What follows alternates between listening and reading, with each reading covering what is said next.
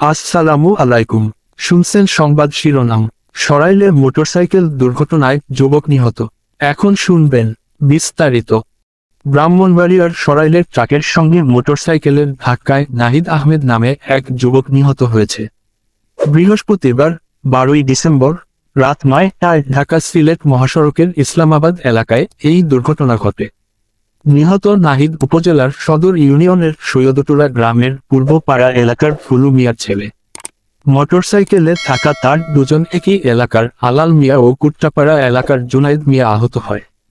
গত 13 দিন আগে নিহত নাহিদ পুত্র সন্তানের বাবা হয়েছে। তার এই অকাল মৃত্যু মেনে নিতে পারছে না পরিবার। এলাকা জুড়ে চলছে শোকের মাতম। দুর্ঘটনার ব্যাপারে খাটিহাতা হাইওয়ে থানার ভারপ্রাপ্ত কর্মকর্তা ওসি মোহাম্মদ মাহবুব তৌহিদ জানান, শাহবাজপুর এলাকা থেকে সরাইল সদরে ফেরার পথে ট্রাকের সাথে ধাক্কা লাগে মোটরসাইকেলটির। পরবর্তীতে স্থানীয়রা আশঙ্কাজনক অবস্থায় তাদের প্রথমে সরাইল উপজেলা স্বাস্থ্য কমপ্লেক্সে নিলে দায়িত্বরত চিকিৎসক জেলা সদরে নিয়ে যাওয়ার পরামর্শ দেন এবং ব্রাহ্মণবাড়িয়া মেডিকেল কলেজ হাসপাতালে নেওয়া হলে কর্তব্যরত চিকিৎসক নাহিদকে মৃত ঘোষণা করেন এবং সঙ্গে থাকা তার বন্ধু জুনাইদ মিয়ার অবস্থা আশঙ্কাজনক হওয়ায় তাকে উন্নত চিকিৎসার জন্য ঢাকা পাঠানো হয়।